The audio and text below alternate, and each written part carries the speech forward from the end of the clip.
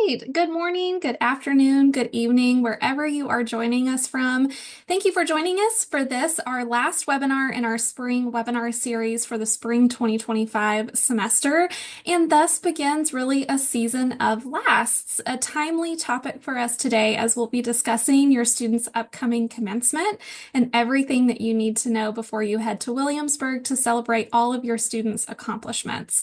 I was just chatting with a couple of our student employees who are also members of the class of 2025, and they were talking about it being the last week of classes, turning in last papers, working on last projects, and really just spending and soaking up time with one another.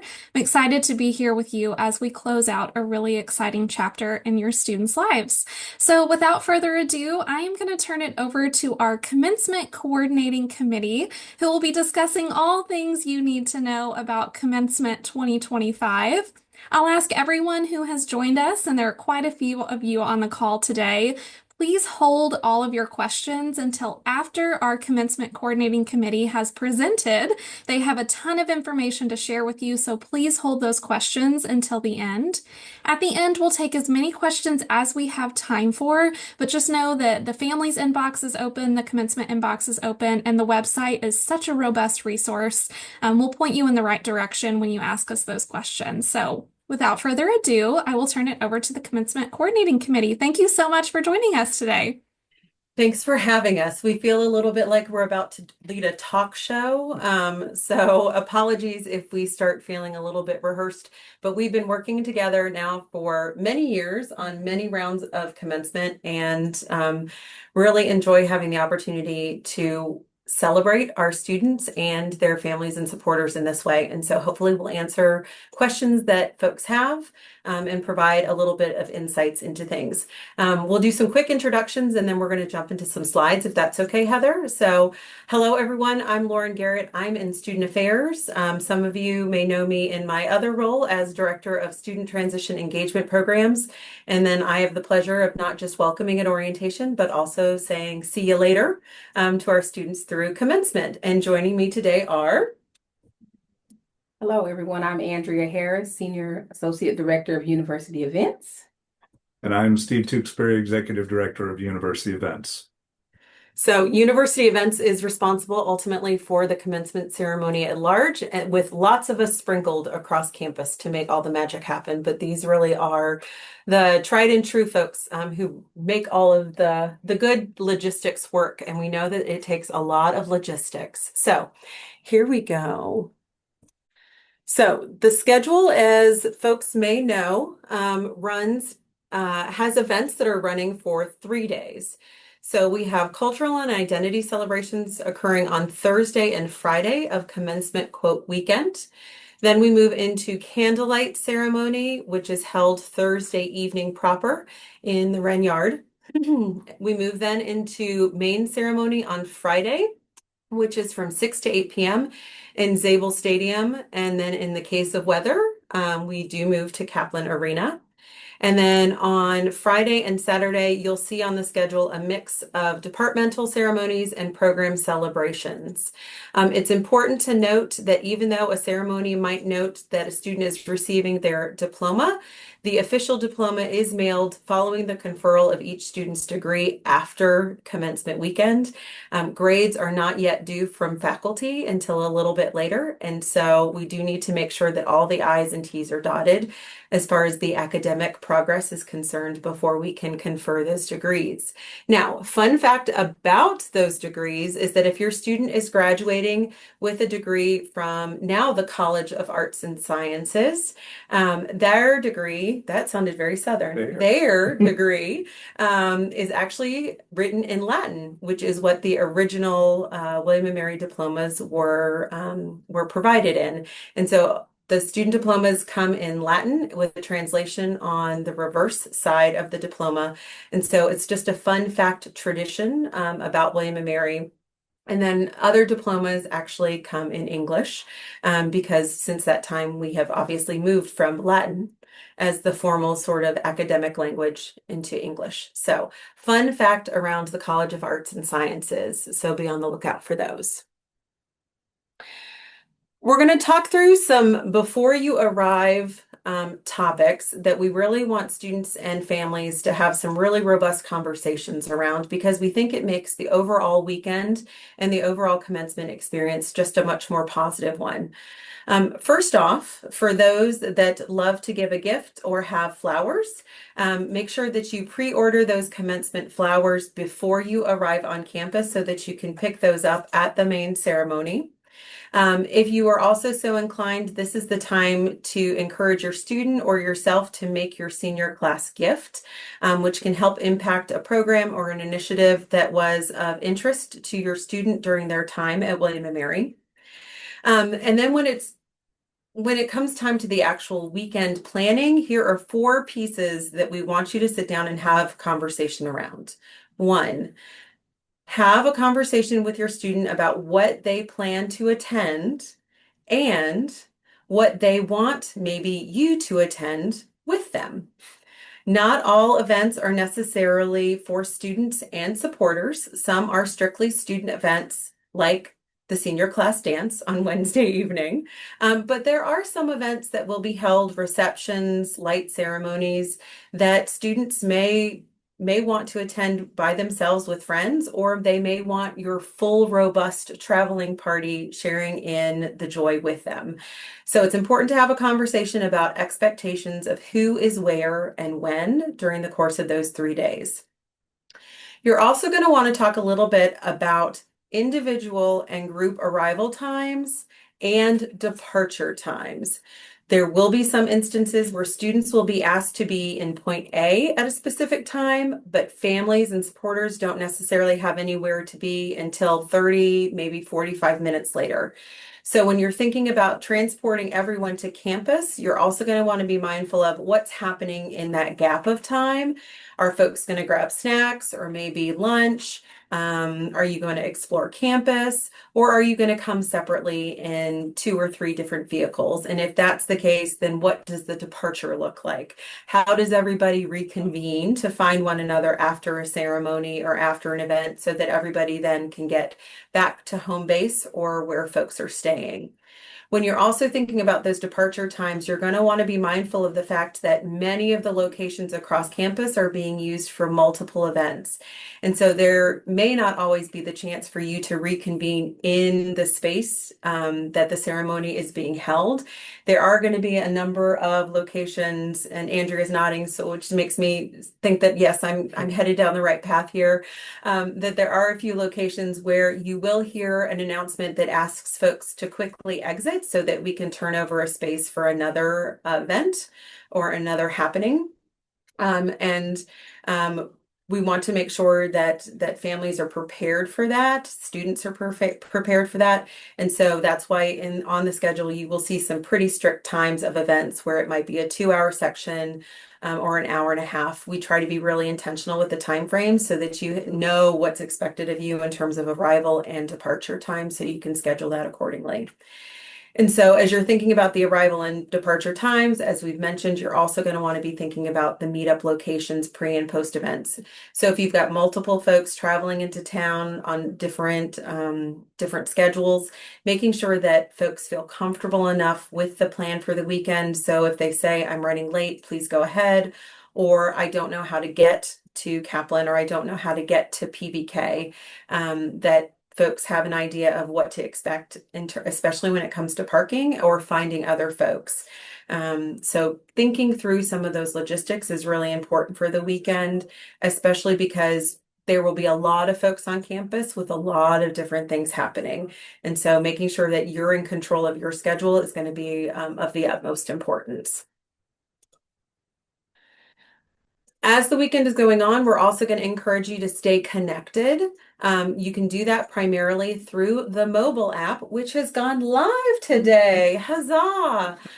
So the mobile app, which hopefully most families already have on your phone from orientation, from Family Weekend. It's that same mobile app that you've used on your phone. And now what you're going to see when you log in is you're going to see a little icon that says grad. And so you're going to want to tap into that icon so that you can, sign up for updates from the committee in case of any inclement weather changes or any shifts to schedule. That's where those announcements will be pushed out over the course of the weekend. But that's also where you're going to see some additional information around parking, ticketing information, ceremony information. It's just sort of going to be your one-stop shop during the course of that weekend to have at your fingertips.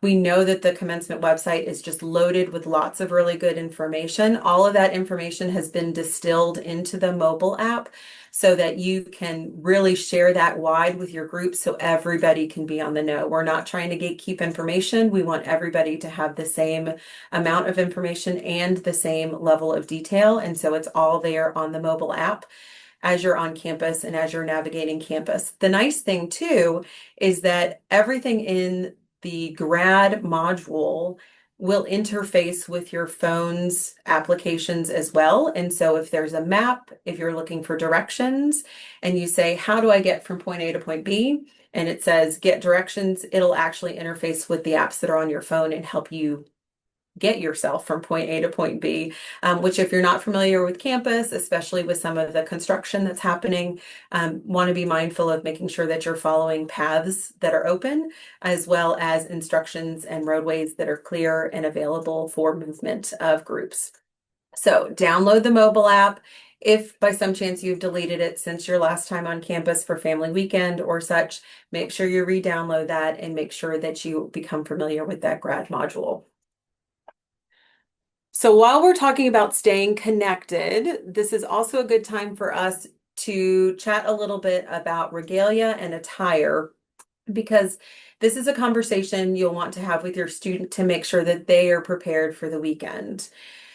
Regalia has been purchased by most participants within the main commencement ceremony by now, but if your student has not yet purchased regalia, it is still available from the bookstore. They do have to walk into the Spirit Shop and Bookstore over in the historic Triangle building in order to purchase those pieces. Now, a little deciphering and decoding here. When we talk about a regalia set here for William & Mary, that regalia set for both bachelor and master's level students includes the gown, the cap, the tassel, and a hood. Not all undergraduate degree recipients at other four-year institutions wear a hood, and so this is something that sets William & Mary's regalia standards apart. All undergraduate and graduate degree-seeking students wear a hood, and the hood color that your student has denotes their degree type. So Bachelor of Arts has a white hood, same with a Master's of Arts. Bachelor and Master's of Science is gold. If your student is graduating with a business degree or from the business school, it's going to be, they call it a drab brown. I prefer to think of it more as an antique gold. It sort of livens it up and keeps it in our color scheme a little bit more closely. And then if your student is graduating with a degree in education, it will be a baby blue. So quite striking, but the hoods are what helps us delineate different degree programs and different majors from one another over the course of the weekend. The other difference is that the bachelor's gowns have a green trim around the arm, versus master's level gowns have what I like to refer to as a wing. So they run a little bit further down the arm's length, and students joke that they make a great pocket for their cell phone, which I don't disagree with. But the master's gowns have a little bit of a wing, so the gowns themselves also look different. Now, if you are the parent, family member, or supporter of someone who's graduating with a doctoral degree, whether that's a JD, a PhD, or an EDD, they are going to be wearing a completely different set of regalia. Their regalia consists of an open front, sort of British European style gown. They also then wear a tam, so it's more of a looser fitting, sort of flouncy. Pillow top. A pillow top hat, cap, if you will. And then they also have a tassel that they wear. Now with the doctoral graduate regalia, we do encourage those folks to wear what is traditional attire underneath their gown, which is a white top with a black bottom. Obviously, graduates can choose whatever they wish to wear for the main ceremonies or their courtings or whatnot, but the traditional attire underneath of an open front doctoral gown is traditionally a white top and a black bottom. Which leads me to sort of what do then undergraduate and master's level students wear under their closed zippered black gowns. And we encourage at least business casual, but in all cases, we're going to encourage folks to dress comfortably for the weather and for whatever the ceremony or celebration may be. There are typically 3 events where full regalia is asked or required of students to don. The walk across campus, which occurs just prior to the start of main ceremony. The main ceremony proper is the second. And then departmental ceremonies are traditionally where students are requested to wear full regalia. And sometimes that depends on the department themselves, but your student should have been given instructions about attire from their faculty if there's a deviation from a full regalia expectation. The only difference when it comes to regalia in terms of what do you wear versus what do you not wear is going to be candlelight. So candlelight ceremony, which occurs the evening prior to the main ceremony, or the day prior, the evening of the day prior of the main ceremony, is just cap, gown, and tassel. So no hoods are worn at that event because it's about us coming together as a unified class and as members of this community as a whole. And so that's the event that's traditionally held in the Ren Yard, and it's a little bit of a bookend to the convocation experience that they may have had as a new student. So that's some detail around student attire, which then leads us, of course, into the next topic, which is guest attire. Obviously, we want you to dress however you feel most comfortable. Some folks will come in dressed to impress, and we love to see the fashion. And in some cases, some folks will come in dressed for comfort, which we also can appreciate and enjoy being folks that are on our feet for the entirety of the weekend. On this campus, if you participated in move-in, you know that comfortable shoes, lightweight clothing, and layers are key to surviving Williamsburg weather. It is probably not outside of the realm of possibility to omit a rain jacket or a poncho from your packing list. You never know when a spring shower might pop up here in Williamsburg. And of course, because it is the start of that quote summer season for us, we always will encourage folks to think about sunscreen, sunglasses, and hats, just for an extra layer of sun protection, especially out in the stadium, where if we have beautiful blue skies with no clouds ahead, it will be bright and sunny. And inevitably, folks like myself will leave with a little bit of a pink glow if we're not careful. So definitely would encourage folks to take a look at those weather apps and to plan accordingly. If your folks have a ceremony under the Sunken Garden tent, or they're noticing that there's a reception on a lawn, be mindful that our grounds and gardens folks take great pride in our lush green grass. And so again, thinking about your footwear is going to be a smart choice, because sometimes those heels do sink into the grass. And so just be mindful of apparel choices throughout the course of the weekend. So just don't think about stadiums or arena wear, but also think about what's going to help you traverse from point A to point B over the course of the weekend. And if I may, your hat selection should include thoughts of the people that may be sitting behind you. So probably not a Kentucky Derby hat, unless it's a fascinator, but I don't think that's very helpful for the sun. So very true. Okay. Very true. So, okay. So we've talked a lot about being mindful of campus, being mindful of where you start versus where you end in terms of the weekend. So we're going to dive into some of those logistics. So parking. There are lots of people coming to campus. We're going to always give the helpful, hopeful instruction of make sure you provide yourself plenty of time to park and travel to your ceremony destination, especially if you're not familiar with campus. There will be parking maps and ceremony location maps available on both the commencement website as well as on the mobile app for you to reference. We're using 2 primary parking lots for the main ceremony on Friday evening. So we're encouraging folks to park either in Kaplan Arena or in the parking deck on Ucrop Way. But when it comes to departmental ceremony parking, so that Saturday, or even if you're here on that Thursday for events, we always recommend parking at your final destination. We all tend to have a little bit more energy at the start of our days than at the end. And so if the destination and the car are a little bit closer together than perhaps the start and the car, it just sometimes sets the day off on a good tone if you know that at the end of the day you won't have as long to walk as maybe getting to your first point of contact. So always recommend parking based off a final destination, especially if you have multiple things to attend during the course of one day. Again, the full campus map and the parking legend will all be posted online and in the mobile app. And as new things are added to that mobile app and to the website, you'll start to see additional information be shared with students and guests through that listserv that you can sign up for on the commencement website, as well as through the mobile app. There will be pushes of information if you've downloaded the app for folks that might be in tune with the graduation ceremonies that weekend. So again, parking.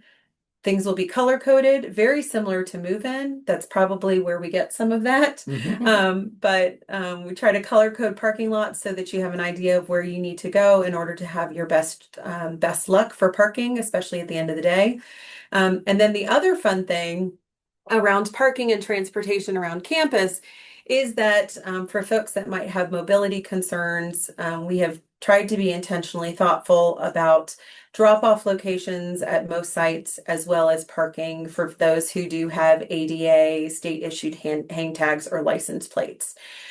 So if your student has requested a limited mobility access pass for you or a member of their supporting party, that will allow them entrance to drop off those individuals at the limited mobility entrances to either Zabel Stadium or Kaplan Arena, depending on the schedule of the weekend. But in order to park in ADA parking spots or spaces, we are requiring a state-issued hang tag or license plate, as you would find per other university events during the course of the academic year.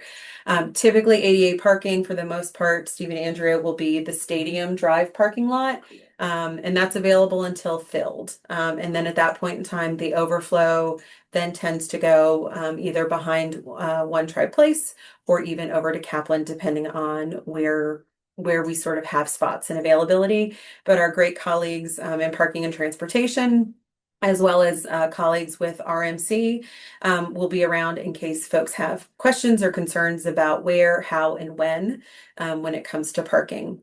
The other thing that we're very grateful to our parking and transportation colleagues for is their help with coordinating some limited mobility shuttles.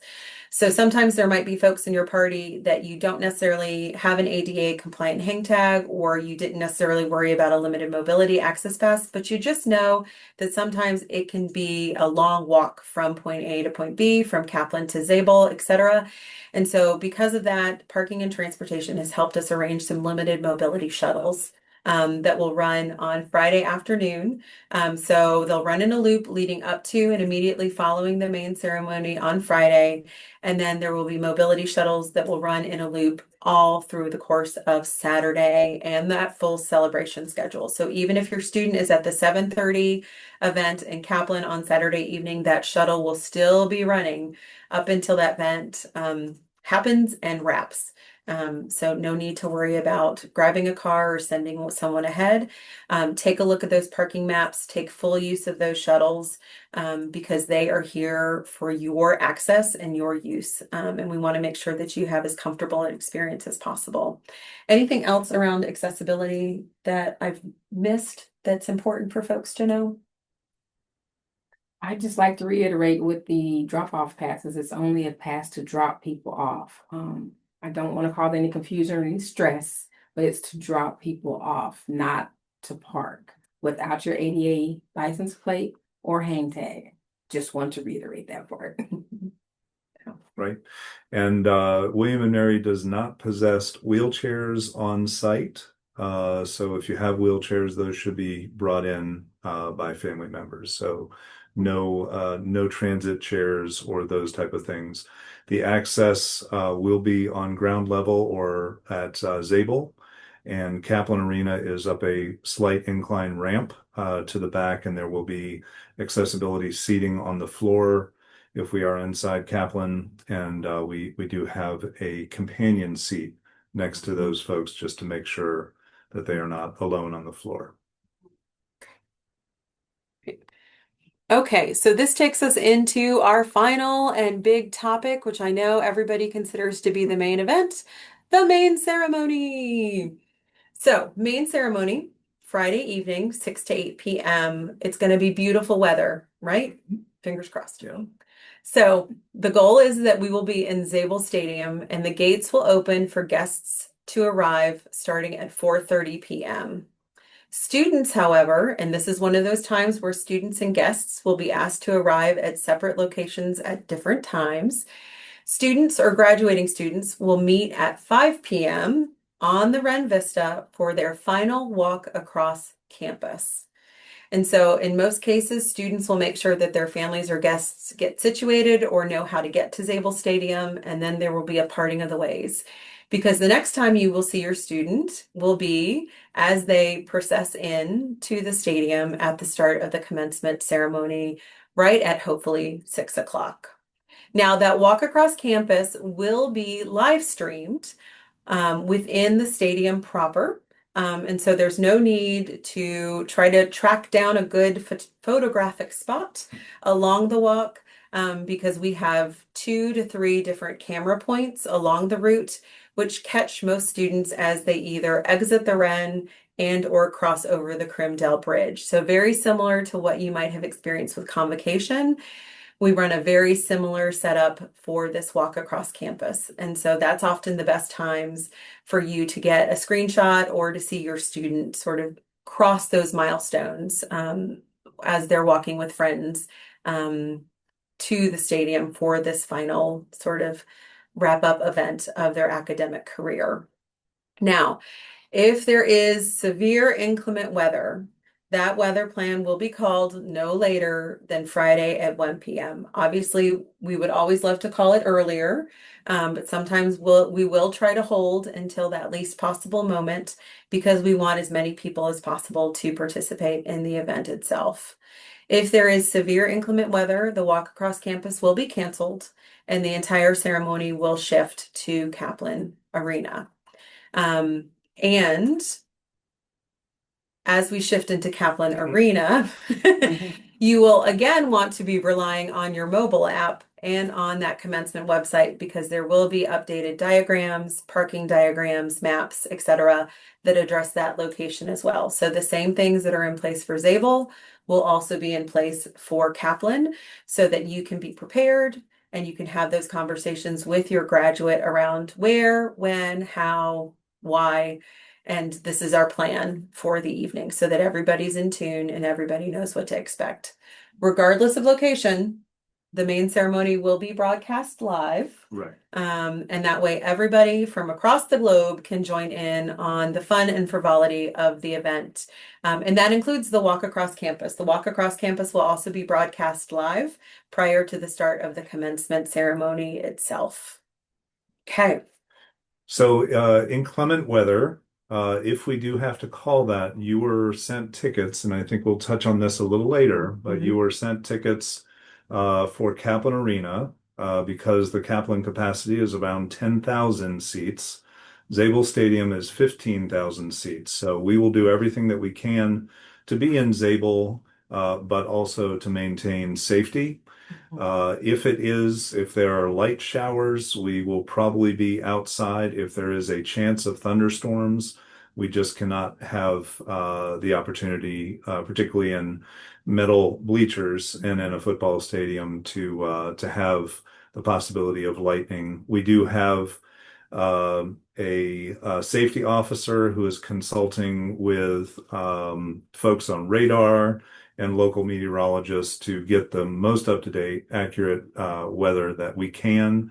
And we make the best decision that we can, knowing that spotty showers, that's the worst possible scenario, because it may be sunny and beautiful if we're inside just because of the weather forecast. But that is what we have to prepare for. Okay. So Steve has started to talk a little bit about the logistics here, and so that's where we're diving in full steam. So thanks for that. It's a good segue. Love us a good Steve segue. So the seating for the main ceremony is general admission. Graduates will be seated on the stadium floor or the arena floor, depending on ceremony location. But seating for guests will largely be in grandstand or bleacher style areas. The difference here is that designated seating will be noted for folks who may be utilizing a wheelchair. For those folks, they will be seated alongside the stadium track or the arena floor, as Steve mentioned, with one companion seat available. Folks who have limited mobility, so that means limited steps, limited climbing, will be ushered to either lower seating areas or to the stadium track or arena floor, depending on mobility concerns there. Again, with one companion. We will have sections also noted for ASL interpretation, and all of our seating maps for both locations will be located and available on the web and in the mobile app. This will also include, when we talk about those seating maps, we also try to give you a good sense of where graduate programs might be seated or undergraduate students might be seated. So when you are inevitably trying to spot your student on the field or on the floor, you at least have a general area that you're looking for. Especially because sometimes from a distance, they all in their black gowns and their regalia, they all start to look a little bit alike from a distance. And so if you have a general section or a general idea of where to be looking, that can be super helpful. Now, once you're inside the stadium, we don't want you to leave. Once you're inside the stadium, we want to make sure that you're comfortable. So the William and Mary Bookstore and Spirit Shop will be located inside, just inside near Gate 3, alongside with the flower booth. Now, you may remember we talked about before the ceremony, you might want to think about pre-ordering flowers. This is where you would pick up those flowers if you make the decision to pre-order a bouquet. So the bouquet booth, so the flower booth and the Spirit Shop will both be inside the stadium near Gate 3 if you have those hankerings for last minute shopping, a last minute William and Mary spirit gear or apparel piece. Yep. As you get yourself swagged out, especially if it's sunny and you find yourself needing a new hat, very helpful. And in the West Grandstand, which is the largest grandstand in the stadium, there will be light concessions offered. So typically in the past, that's been popcorn, water, pretzels. We haven't received a full menu there, but we do anticipate that there will be light concessions available. And Gate 3 is located very close to the Alumni House, just outside of the gates. So Gate 2 and Gate 3 are typically the highest traffic gates coming in from the parking over at Kaplan. All right. So, okay. Oh, it's our favorite topic, the what to or what not to bring slide. What is important to be mindful of when it comes to Zabel Stadium and Kaplan is that they ultimately both have their own set of policies and procedures based off being athletics venues. And so we do follow those policies quite closely for university events as well, so that there's consistency. And so several of those policies are listed here. First is that all items entering the stadium or Kaplan will be inspected. And so there will be folks that will be looking to make sure that folks are bringing in or not bringing in items that should not be there. We do have a clear bag policy. This clear bag policy is one that is consistent across the university and our various athletic facilities and at university events. So that is something to be mindful of. In most cases, this should look pretty similar to what you might have experienced with other athletic events or other large gathering opportunities. So my guess is that Some of you may already have your clear tote bag ready to go. And then you can see here medical or diaper bags are also allowable, provided the diaper bag is accompanied by a child, or at least a child in the group. So very important modification and clarification there as we work through. What will be prohibited, you can see here, are backpacks, tinted or printed plastic bags, drawstring or cinch bags, fanny packs, camera or binocular cases, or larger purses or bags. I like to refer to those larger purses or bags as your Mary Poppins bags. So typically those things are not allowable. Part of that then is, I know the question always comes up, well, what do I do with my camera? We encourage you to either carry the camera with you, carry it around a lanyard or a strap. Thank you for that word. Or a strap around your neck, so that it is accessible and so that it can be seen. Other prohibited items that you can see here: no outside food or drink except for factory sealed non-alcoholic beverages no larger than 1 liter, juice boxes, factory sealed infant snacks, and baby food. Again, this all goes sort of back to that diaper bag or medical bag topic. And then you can see that there are other things that I think a lot of us would just assume are no-goes for this situation, such as firearms and other weapons, drones, alcohol, e-cigarettes, coolers, strollers. We do have a parking tent just located outside of each venue for you to park your strollers. Umbrellas, back to Steve's comment about your hat choices and selections. We want to make sure as many people have as unobstructed a view as possible in the stadium, and so no umbrellas. And then we do this sort of in line with the no umbrellas is no signs larger than 24 inches by 36 inches. Because again, we want to celebrate, we want everybody to be able to celebrate and have a clear view of the stage, the screens, and the grads. And so we want to make sure that we're not blocking the view of others around us. Other items that you've commonly seen or had questions about? Anything that's come through recently? Oh, we have if we do have chairs that are available, and we have portions of the stadium. If you need a back or armrest, we can try and accommodate if you would let us know. But for the most part, the stadium is a football stadium. It is they are bleacher style seating. So for the most part, you'll be seated there. So football seating situation. Are folks allowed to bring in those like stadium seats that have a little cushion? Do you know, to sort of sit on, or to do like the provide the backs? That is done. We will get back to you if that is a big concern. Yeah. Okay. Okay. All right. Sounds good. All right. There's always something new each and every year that shows up on that list that we've never seen before. And so every year that list looks a little bit different. Okay. So the main event within the main event is usually this topic: tickets. Tickets are only required for main ceremony. At this moment, there are no departmental or celebrations that have a limited number of seats. Some events have asked for RSVPs or pre-registration in order to make sure that they don't exceed space or fire code.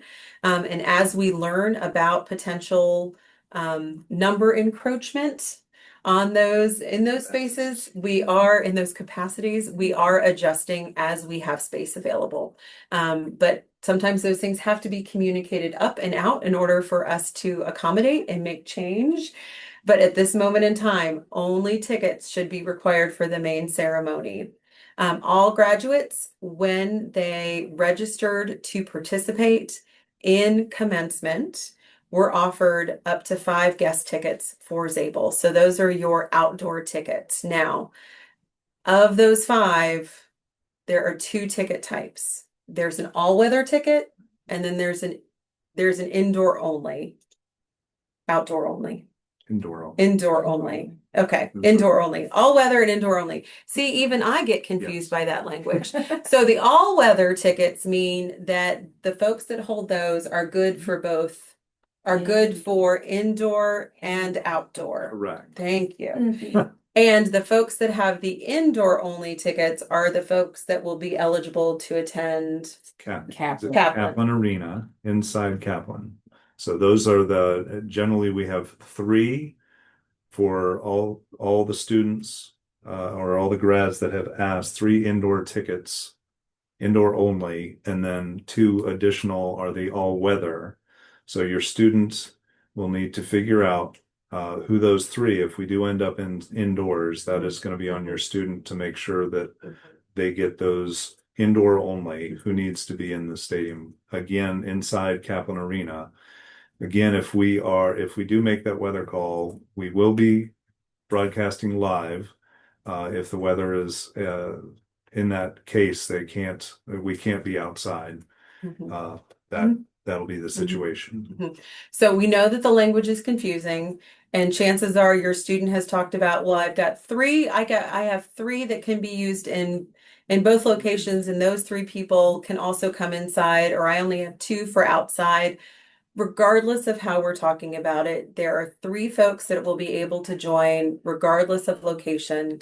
And there are 2 folks with those tickets that will only be eligible to see folks if we're outside in Zabel. So just be mindful with those ticket types that folks are aware of their ticket. So as the student is sharing, that's going to be something you're going to want to pay attention to in terms of detail. All of these ticket types are being delivered to the student's William and Mary email address, and then the student needs to transfer those tickets to their guests or screen share them before Friday's main ceremony. There have been too many times where guests will show up at the gates and say, oh, I've told my student to just text me the ticket or share with me the ticket when I get here. There are too many people. There's too much pull on the Wi-Fi. The internet connectivity is limited around that space to begin with. And so this is one of those items that can definitely be accomplished before Friday's main ceremony. And when they're transferring the ticket, that you need to be really clear who is getting which type, because we don't want someone to show up at Kaplan fully expecting to be able to walk in and enjoy when they don't have the correct ticket that's been shared with them. And every electronic ticket will be scanned at the gate. So if one person's holding all 5 tickets, then all 5 people should be with that person as they come in the gate. If folks are going to come in separately, onesie, twosies, then they need to have their own tickets with them, or you need to establish a captain of each of those groups so that you're prepared with those tickets. But the transfer needs to happen before Friday's main ceremony. Okay. Yeah. Okay. All right. So I can see the numbers climbing, and I'm sure Heather is seeing a lot of questions. So I'm going to stop sharing now. And I'm going to turn things over to Heather to help us moderate a Q&A. And we will answer as many questions as we can. We have not been able to look at the chat. So Heather, we are relying on you. Perfect. As you've been talking, I have been dropping links in the chat to relevant resources. All families, if you're watching this and you're like, Heather, what am I going to do with those links after? I will include all of the links in the description of this webinar so that when you're watching the video, you can also have access to those links. I've also been answering some of the questions in the Q&A that have been asked that can be easily answered by typing an answer.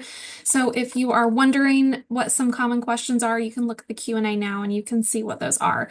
I'm going to go with as many open questions as we have time for, acknowledging that we have about 13 minutes to get through some questions. So I am going to start up at the top of my list and work my way down. If for some reason you don't hear your question asked, just know that I'm working through a list of over 20 questions and I'll get to as many as I have time for, not avoiding any questions, just working through the list in the order in which I see them. Okay, first question, I'm going to modify a little bit and expand. So 1, where should you park for candlelight ceremony? And do we have any instructions for families for candlelight ceremony? Great question. So we're all like, yes, yes, go families. Talk some more. I get to talk some more. The family should be used to it, right? You all are used to this. So for candlelight, I would recommend that folks park behind what we call the power plant lot, which is behind the campus center or the admissions building. It's probably the easiest or most direct route. You can venture into Colonial Williamsburg and attempt to pay for parking there, but the lot behind campus center and admission, I think, should be plenty large to handle that capacity. Families, if you are joining at candlelight, we do ask that you stand behind the graduates. This is a really graduate-centered activity, and while we know families want to be part of all of these big moments, this is really their chance for their class to be together. One last time, listening to speeches and speakers that they have voted on who have been deemed impactful to them over their course at the time at the university. And so students will be front and center. Families, we usually like to ask that you create a nice little hugging arc around the cohort. And usually to start, we'll ask you to stand sort of behind or close to Lord Botetourt. And then once the ceremony kickstarts, you can sort of inch closer a little bit.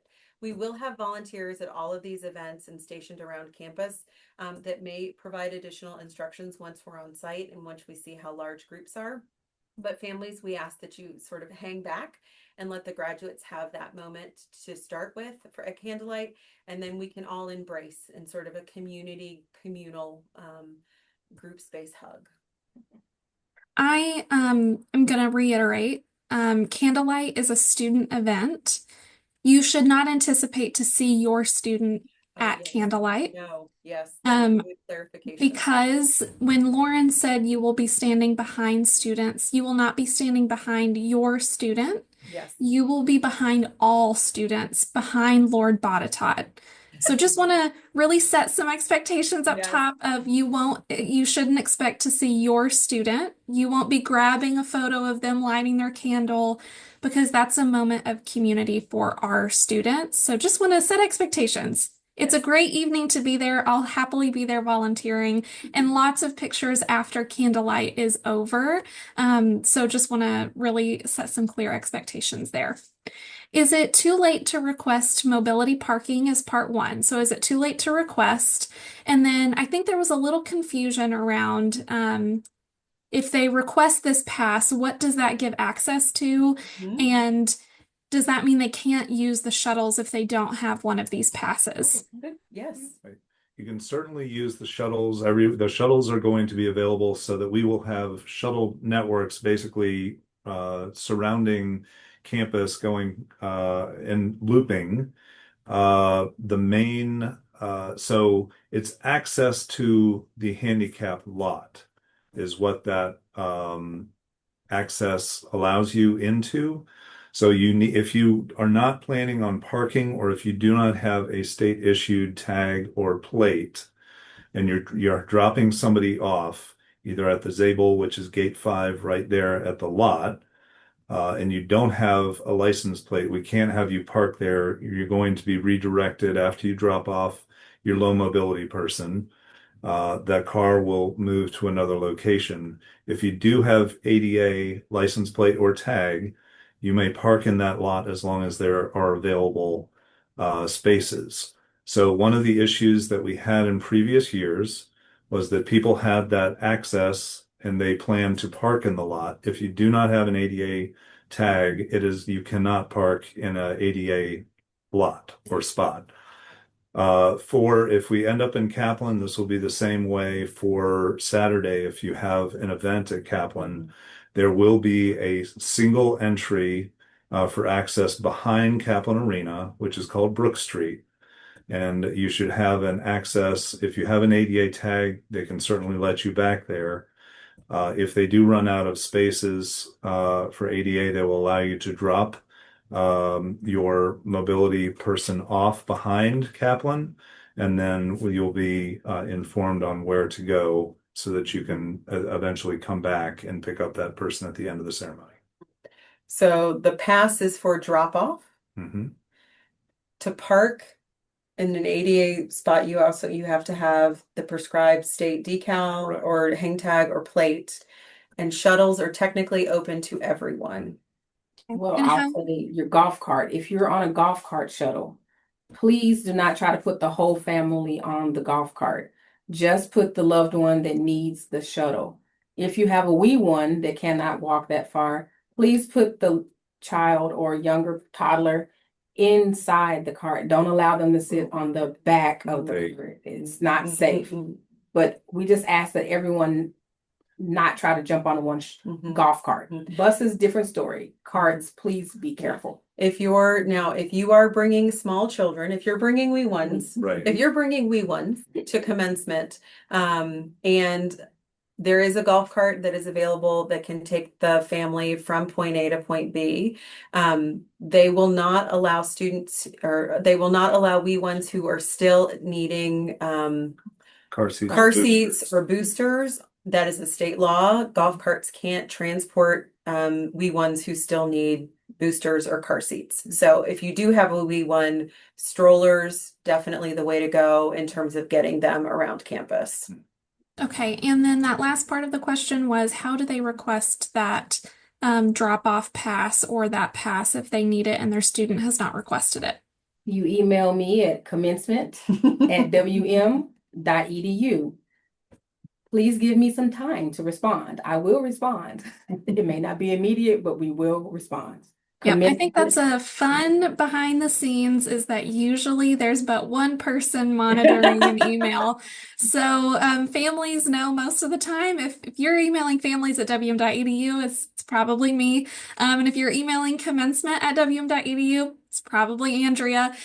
So we have a lot of really excited families. So it may take us just a little bit of time to get back to you, but we will. We will get back to you when we have the time. I'm going to rapid fire as many of these as I can. So I'm going to charge my panelists with the understanding that we are rapid firing at this moment in time. Are you allowed to bring bouquets that were not made by William and Mary? So if they do not pre-purchase flowers, can they bring in their own flowers? Wow, that's a tough one. It depends. I would probably say not inside the main stadium on Friday evening. And it's not that we're trying to be mean. It's you could stick a whole bunch of things in a bouquet. In a bouquet. So RMC, our security folks, will probably not let that through. So that's a no. Okay. No. So for ease of convenience, families, I recommend using the link provided to pre-order your flowers. That way you can just pick it up in the stadium, don't have to worry about it. If you want to give flowers outside of the stadium, you're welcome to use any of our wonderful local florists to get you a bouquet. What about water bottles? Are water bottles allowed? So in the what is allowed and what is not allowed, basically sealed water bottles no larger than 1 liter are allowed in. And again, that's to keep non-sealed bottles out. And yeah. So don't bring your favorite water bottle that you love so much. Please just leave it in the car. That way you don't have any hiccups. And I want to throw in something about balloons. Balloons are fine, but when you have an indoor ceremony, so please check the website. If you have an indoor ceremony, do not bring the balloons because they're not allowed in the building. It's about the fire systems. It's not about us not wanting you to have them. Please, yeah. All right. Okay, when should we anticipate that students will receive their electronic tickets? They went out, moms and dads, they went out on April 23rd. Please. Okay. Love that. This They're is one in of those hand. maybe ask your student because they probably already have their tickets and they just haven't communicated that to you. Okay, that's all we have time for today. I recognize we still have 35 questions open here in the Q&A, and I know you all have lots of questions. So I'm going to encourage you to send an email to families@wm.edu, and I will triage as many of those questions that I can get to here today and tomorrow. If you have any questions that aren't readily answered on the very robust Commencement website, I definitely recommend poring over every page of the Commencement website. It has answered almost every question we've asked today. Then you can reach out to commencement@wm.edu. just recognize it's a busy time. We'll get back to you in a timely manner, but it may take a day or two before you get an answer, as Andrea and the team are making decisions and answering questions. So start with us, start with families@wm.edu. We'll answer as many as we can and we'll refer out as appropriate. Families, thank you for joining us for your last webinar of your Students William and Mary experience. It has been a joy to connect with you. Please, during commencement, stop by the Sadler Center to say hello and grab a Class of 2025 button. If you don't have one, pack those 2025 family buttons. Can't wait to see you commencement weekend. And thank you to our commencement coordinating committee for joining today. Goodbye, everybody. Congratulations, Mom and Dad.